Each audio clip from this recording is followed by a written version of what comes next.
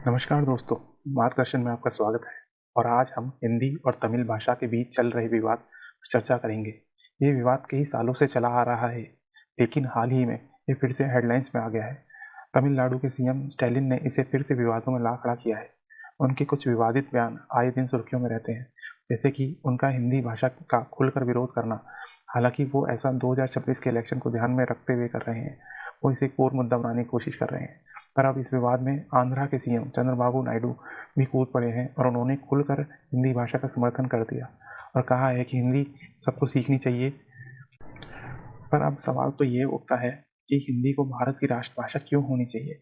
हिंदी पक्ष के लोगों का मानना है हिंदी भारत में सबसे ज़्यादा बोली जाने वाली भाषा है। ये देश के एक बड़े हिस्से में लोगों के बीच कम्युनिकेशन का एक साधन है।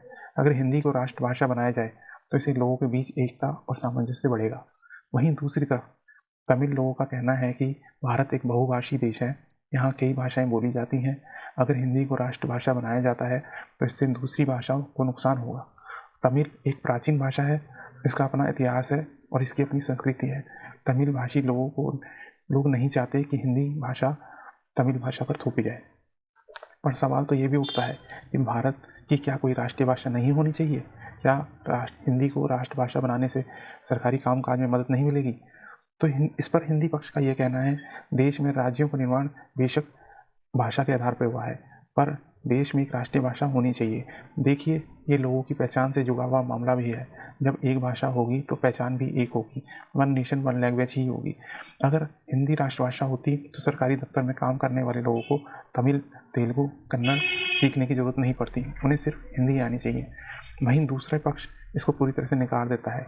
ये सही नहीं है। सरकारी दफ्तर में काम करने वाले लोगों को सभी भाषाओं का सम्मान करना चाहिए। उन्हें लोगों से उनकी भाषा में बात करने में सक्षम होना चाहिए। अब इस पर हिंदी पक्ष कुछ बातों पर जोर देकर कहता है, हिंदी ज़्यादा लोगों द्वारा बोली जाने वाली भाषा है, इसलिए ये देश को एकजुट करने में मदद करेगी। सरकारी काम काज में आसानी होगी अगर सब हिंदी बोलते और समझते होंगे। दूसरी भाषाओं को सम्मान दिया जा सकता है, लेकिन हिंदी को प्राथमिकता दी जानी चाहिए। वहीं तमिल पक्ष सख्ती से इसको नकार देता है। उनका कहना है, भारत एक बहुभाषी देश है और किसी एक भाषा को दूसरे पर नहीं थोपा जाना चाहिए। तमिल एक प्राचीन और महत्वपूर्ण भाषा है, इसका रक्षा करना हम सभी की नैतिक जिम्मेदारी है। सरकारी कर्मचारियों को सभी भाषाओं का सम्मान करना चाहिए और लोगों से उनकी अपनी भाषाओं में बात करनी चाहिए। तो दोस्तों, ये था हिंदी और तमिल भाषा विवाद पर एक छोटा सा दृष्टिकोण। उम्मीद है कि आपको इस मुद्दे को समझने में मदद मिली होगी। पर अब इसके लिए समाधान क्या हो सकता है? जो सरकार की द्वारा दिया गया समाधान है वो कुछ इस प्रकार है कि ट्राइलिंगुअल फॉर्मूले को सख्ती से लागू करें। सभी स्टूडेंट को हिंदी, इंग्लिश और अपने क्षेत्र की कोई भाषा सीखने के लिए प्रोत्साहित करना होगा। स्कूल में दूसरी भाषाओं और संस्कृतों के बारे में अवेयरनेस प्रोग्राम चलाए जाने चाहिए। सरकारी सेवाओं में सभी भाषाओं को बराबरी का मौका दें। सरकारी जॉब्स के लिए सिर्फ हिंदी जानने की जरूरत नहीं है, दूसरी भाषाओं को भी महत्व देना चाहिए। संवाद को बढ़ावा देना चाहिए। हिंदी और तमिल भाषाओं के बीच संवाद को बढ़ावा देने के लिए कल्चरल एक्सचेंज प्रोग्राम आयोजित करने की जरूरत है। तो दोस्तों, आप लोगों के अनुसार इस विवाद का क्या समाधान होना चाहिए? आप हमें कमेंट बॉक्स में लिखकर अपनी राय बताएं और वीडियो अच्छी लगी हो तो इसे लाइक करें, चैनल को सब्सक्राइब करें और धन्यवाद।